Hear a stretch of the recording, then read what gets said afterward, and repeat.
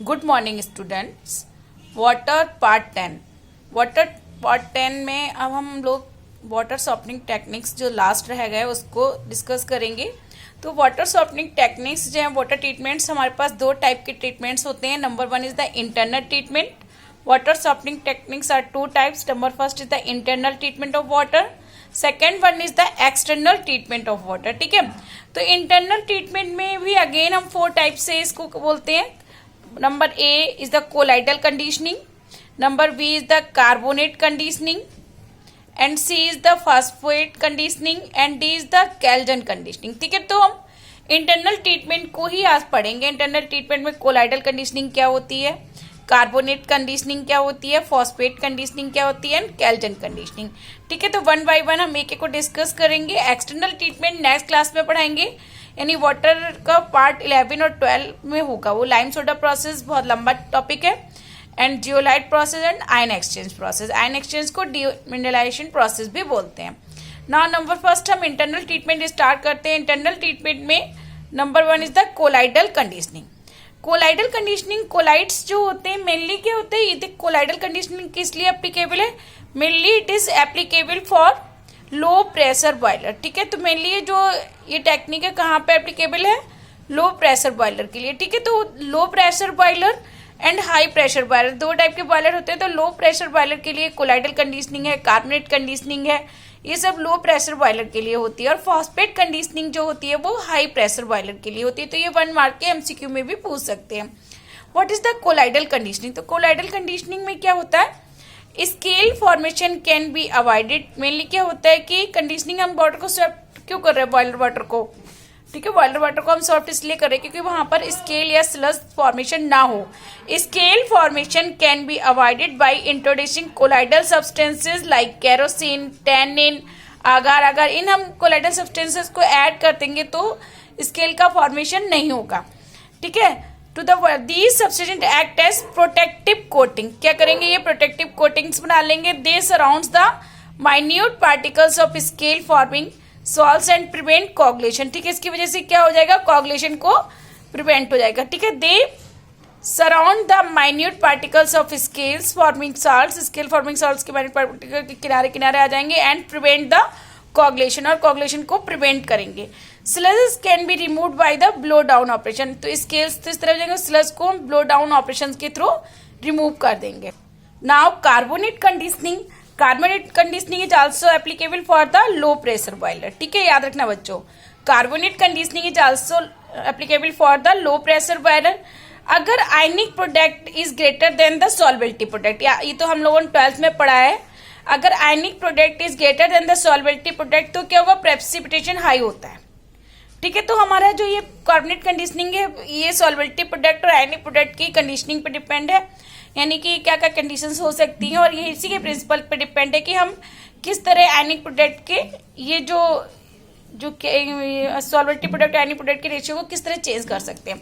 If solubility product is less than the ionic product, अगर solubility product ionic product से कम है, यानी ionic product is higher than the solubility product, then precipitation will occur. ठीक है, ये तो हमें पता है, आयनिक प्रोडक्ट ज्यादा होगा तभी प्रेसिपिटेशन फॉर्म ज्यादा होगा।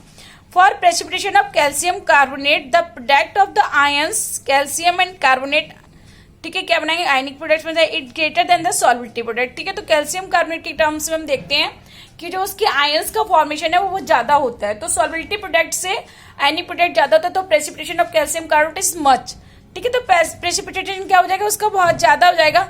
तो हम क्या करेंगे, similarly for the precipitation of calcium sulphate, अगर हम कैल्शियम सल्फेट की बात करें तो इसमें भी आयनिक प्रोडक्ट का कैल्शियम और सल्फेट आयंस का ज्यादा होता है, तो सॉल्वेबिलिटी प्रोडक्ट से तो इसकी भी आयनाइजेशन ज्यादा होगा, तो प्रेसिपिटेशन ज्यादा होगा। The precipitation of calcium sulphate can be prevented. The precipitation of calcium sulfate can be prevented by the removing calcium ion from the solution। ठीक है, अगर हम कैल्शियम आयन को रिमूव कर दें सॉल्यूशन में से, बॉइलर वाटर में से, तो क्या होगा, कैल्शियम सल्फेट के जो प्रेसिपिटेशन को अगर रिमूव कर देंगे तो कैल्शियम सल्फेट का प्रेसिपिटेशन प्रिवेंटिव हो जाएगा, so that the ionic product does not exceed. तो ऐसे हमें क्या करना है कि जिससे कि आयनिक प्रोडक्ट इंक्रीज ना हो, एक्सीड ना हो। आयनिक प्रोडक्ट एक्सीड नहीं होता, प्रेसिपिटेशन ज्यादा नहीं होगा। ठीक है, तो द सॉल्वेबिलिटी प्रोडक्ट से आयनिक प्रोडक्ट ज्यादा ना हो, तो इसके लिए हमें कुछ केमिकल्स को यूज करना है, तो हमें कौन सा सब्सटेंस यूज करना है, तो उसमें हमें कार्बोनेट यूज करने हैं, तो इसीलिए हम इसको बोलते हैं कार्बोनेट कंडीशनिंग। तो यहाँ पे बच्चों ध्यान रखना, the precipitation of calcium sulphate and calcium carbonate can be prevented by the removing calcium ion from the solution so that the any product does not exceed the solubility product. It is done by the carbonate conditioning. किसके द्वारा होगी, only and only by carbonate conditioning से इसके through हो सकती है। in which इसमें हम क्या करेंगे, some sodium carbonate को हम ऐड करेंगे, adding the concentration of carbonate ion increases। ठीक है, तो क्या होगा उसके बाद concentration of carbonate ion की increase होगी, any product not exceed then solubility product। next इसमें बताते हैं, in order to maintain the solubility product of calcium carbonate constant, some calcium get precipitated। ठीक है, कुछ कैल्शियम प्रेसिपिटेट, तो हमारे पास दो इक्वेशन आती है, एक तो कैल्शियम कार्बोनेट के डिसोसिएशन करें, कैल्शियम सल्फेट के डिसोसिएशन। तो कैल्शियम कार्बोनेट के डिसोसिएशन होगा तो कैल्शियम कार्बोनेट सॉल्यूशन में रहेगा, सॉलिड फॉर्म में भी रहेगा, इक्विलिब्रियम इक्वेशन है। तो calcium solubility product of calcium carbonate is equal to ionic form of calcium and ionic form of carbonate ion, तो concentration of calcium ion and concentration of carbonate ion। now under these condition if some sodium carbonate is added, अगर हम कुछ carbonate को भी add कर देंगे, the carbonate concentration increases, तो क्या वो कार्बोनेट की कंसंट्रेशन क्या हो जाएगी, इंक्रीज कर देगी सोडियम कार्बोनेट के साथ। to maintain the solubility product of calcium carbonate constant some calcium will get precipitate। ठीक है, तो उसमें क्या होगा, कैल्शियम भी प्रेसिपिटेट हो जाएगा। तो कैल्शियम सल्फेट के सेकेंड हमारे पास कैल्शियम सल्फेट को ऐड करने पर कैल्शियम सल्फेट में भी सेम रिएक्शन बनेगी, कैल्शियम सल्फेट के आयंस सॉल्यूशन इन सॉल्वेंट। तो हमारे पास दो इक्वेशन हो गई, एक तो solubility product of calcium sulphate और तो ionic concentration of calcium ion, concentration of sulphur ion. ठीक है, सल्फेट आयन। और दूसरी इक्वेशन है ये KSP ऑफ कैल्शियम प्लस ये कैल्शियम कार्बोनेट की। ठीक है, तो इन दोनों इक्वेशन को हम इक्विलिब्रियम में यानी इक्वल करके देखते हैं इन दोनों इक्वेशन को हम। तो बॉयलर वाटर क्या था, इन बॉयलर वाटर कंडीशनिंग में saturated solution with respect to both calcium carbonate भी और कैल्शियम सल्फेट भी है। ठीक है, तो दोनों रिएक्शन को फर्स्ट एंड सेकंड दोनों रिएक्शंस को हमने कंसीडर करेंगे। तो हम कंसीडर करने के बाद क्या देखते हैं, डिवाइडिंग इक्वेशन 1/2। तो हमें इक्वेशन 1/2 डिवाइड करने पर हमें एक रिलेशन मिलेगा। तो solubility product of calcium carbonate upon solubility product of calcium sulphate करने के equal to concentration of calcium ion, concentration of carbonate ion, concentration of calcium अपने कंसंट्रेशन ऑफ सल्फेट आयन। ठीक है, इस तरह हम लिखेंगे। तो हम क्या देते हैं, के डैश इसको, ये दोनों कॉमन है, इसको हम यहाँ से रिमूव कर देते हैं। तो carbonate ion upon sulphate ion, if K dash is less than the carbonate ion and sulphate ion, इससे कम हुआ यानी ये कह दें तो कार्बोनेट आयन की जो है कार्बोनेट की ionic product is greater than the solubility product of sulphate ion. ठीक है, तो ionic product of carbonate ion is greater than the K dash of SO4-2। अब इस केस में इफ CO3-2 यानी carbonate ion is greater than the K dash SO4-2 then preference to then only calcium carbonate get precipitated. ठीक है, तो carbonate ion अगर ज्यादा ionic form में हो रहा है तो means carbonate ion is get precipitated in the preference of calcium sulphate. Calcium sulphate भी अगर उसमें प्रेजेंट आएगा तब भी कार्बोनेट आयन का ही प्रेसिपिटेशन हो रहा है उसमें।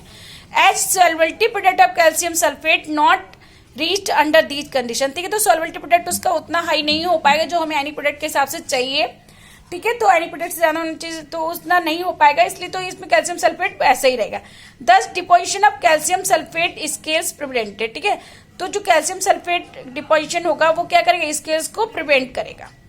Sludge formed by calcium carbonate can be removed by the blow down operation. ठीक है, और स्लज जो भी कैल्शियम कार्बोनेट जो स्लज बनाएगा वो ब्लो डाउन ऑपरेशन से रिमूव हो जाएंगी। तो बच्चों में ध्यान देना, ओवरऑल क्या निकल के आएगा, एक ओवरऑल सम मैंने यहाँ पे लिख दिया, ये ध्यान रखना है। ये हम इसको लिख सकते हैं कि इन द कार्बोनेट कंडीशनिंग, ये समरी है इसकी, in the carbonate conditioning when sodium carbonate is added to boiler water the carbonate ions increases and it becomes greater than the sulphate ion से and calcium carbonate get precipitated and calcium sulphate remains in solution as well as.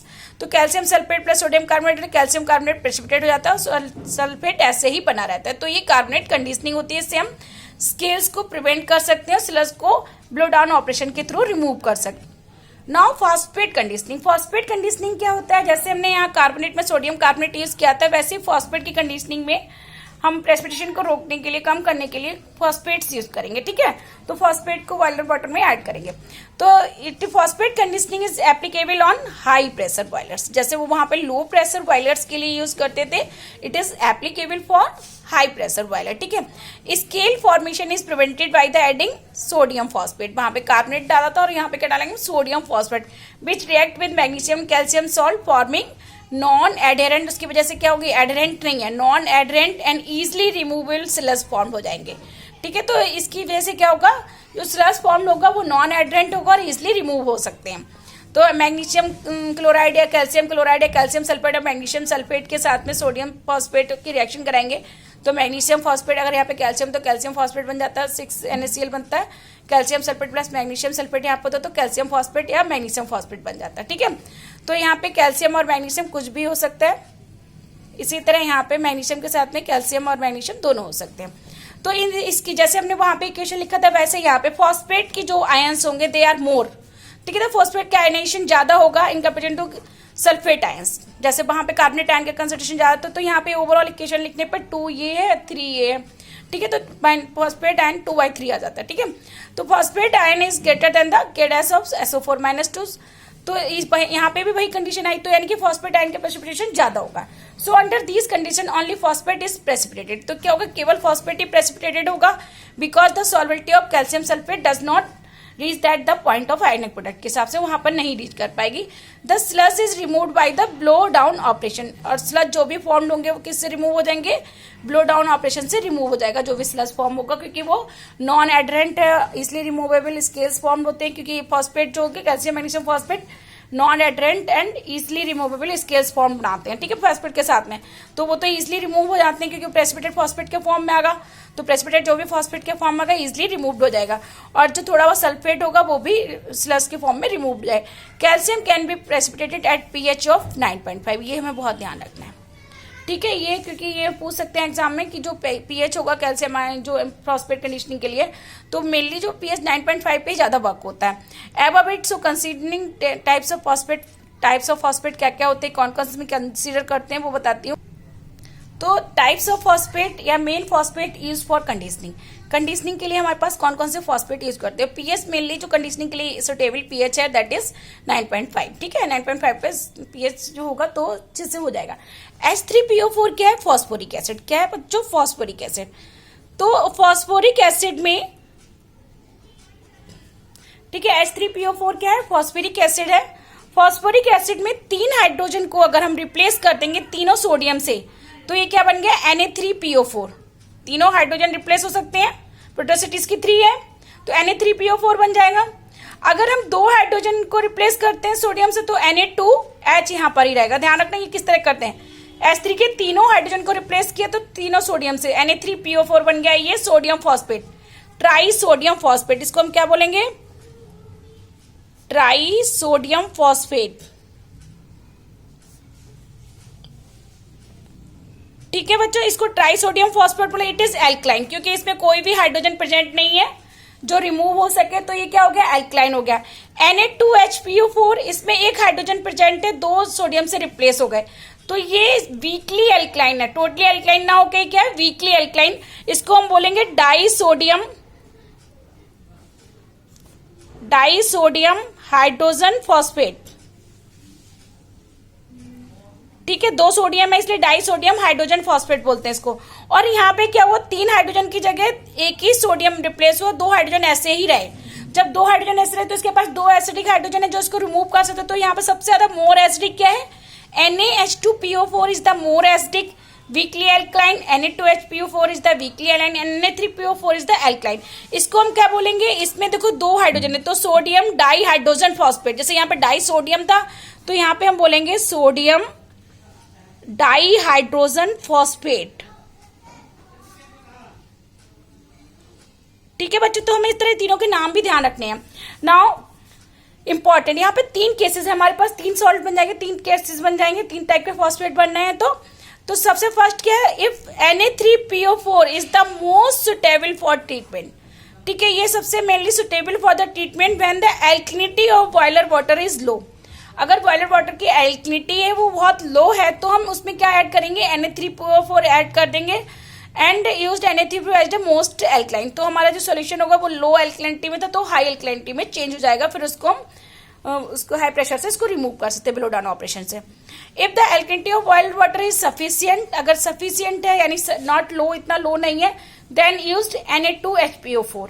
ठीक है, तो हम weekly alkyne को use कर लेंगे, फिर blow down process से ब्लो डाउन ऑपरेशन के थ्रू हम इसको स्केलेंट स्लज को रिमूव कर सकते हैं। But if the alkalinity of boiler water is too high, अगर एल्कलिनिटी बहुत ज्यादा है तो हम क्या करेंगे, हम इसमें एसिडिक सोल्यूशन डाल देंगे, तो क्योंकि वो न्यूट्रलाइजेशन हो जाएगा, इसलिए हम एसिडिक सोल्यूशन को यूज करते हैं। ठीक है बच्चों, तो हमें बस 3 केसेस हैं most suitable for the very low alkalinity के लिए। सफिशिएंट एल्कलिनिटी के लिए हम Na2HPO4 डालेंगे, अगर एल्कलिनिटी बहुत ही हाई है तो हम NaH2PO4 डालेंगे। ठीक है, तो तीनों का किस तरह कहाँ कहाँ यूज होता है वो मैंने आपको बता दिया, ये चीज ध्यान रखना है क्योंकि ये MCQ के क्वेश्चन बनेंगे तो इसमें ये क्वेश्चन पूछ सकते हैं। नाउ 4th टाइप का केल्विन कंडीशनिंग। ठीक है, सबसे लास्ट में क्या केल्विन कंडीशनिंग में, केल्विन क्या होता है, केल्विन एक commercial name of sodium hexametaphosphate. Sodium hexametaphosphate को हम क्या बोलते हैं, केल्विन। Na2Na4PO3 का होल 6। ठीक है, ये इसका फॉर्मूला है, MCQ में पूछ सकते हैं। ठीक है, Na2Na4PO4 का PO3 का होल 6, इसको हम क्या बोलते हैं, केल्विन। तो अगर हम केल्विन को ये बॉइलर वाटर में ऐड करते हैं तो हमारी कंडीशनिंग हो जाएगी। ठीक है, adding Kelvin to boiler water to prevent the scale and sludge. ठीक है, मेनली हमने स्केल एंड स्लस को प्रिवेंट करने के लिए क्या, तो उस वाटर को सॉफ्टनिंग के लिए यूज कर रहे हैं। तो adding Kelvin to water to prevent the scale and sludge formation, Kelvin क्या करेगा, Kelvin converts the scale forming impurities like calcium sulphate into soluble complex, soluble complex में चेंज कर देगा। केल्विन क्या करेगा, Kelvin converts the scale forming impurities like calcium sulphate into soluble complex compound which are harmless to boiler, जो boilers के लिए जो क्या होंगी, बहुत कम ही नुकसान देंगी, which are very less harmful to the boiler. तो Na2Na4 रिएक्शंस क्या क्या इन्वॉल्व होंगी, देखो ये इक्विलिब्रियम सोडियम बनेगा, सोडियम फॉस्फेट बन जाएगा। अब कैल्शियम सल्फेट के साथ में सोडियम फॉस्फेट इंक्लूड करेंगे तो सॉल्युबल कॉम्प्लेक्स क्या बन गया, calcium phosphate plus sodium sulphate, ऐसे ही रहेगा। ठीक है, तो सॉल्युबल कॉम्प्लेक्स बन जाएगा। तो सॉल्युबल कॉम्प्लेक्स जो केल्विन ने सॉल्युबल कॉम्प्लेक्स बनाया, it is very less harmful. ठीक है, वो लेस बहुत हार्मफुल इफेक्ट नहीं देगा। थैंक यू बच्चों, have a nice day, good luck, take care. अब नेक्स्ट क्लास में वाटर पार्ट 11 पढ़ाएंगे। तो वाटर पार्ट 11 होगा, वो एक्सटर्नल ट्रीटमेंट ऑफ वाटर पढ़ाएंगे, that is very important. Lime soda process है, लाइम सोडा प्रोसेस सबसे इंपॉर्टेंट है, उसके न्यूमेरिकल्स को भी मुझे डिस्कस करना है अच्छे से। लाइम सोडा प्रोसेस में उसके टाइप्स भी डिस्कस करना है, टाइप्स में फिगर, रिएक्शंस, काफी लंबा टॉपिक है, बच्चों ढंग से पढ़ना। Have a nice day, good luck, take care.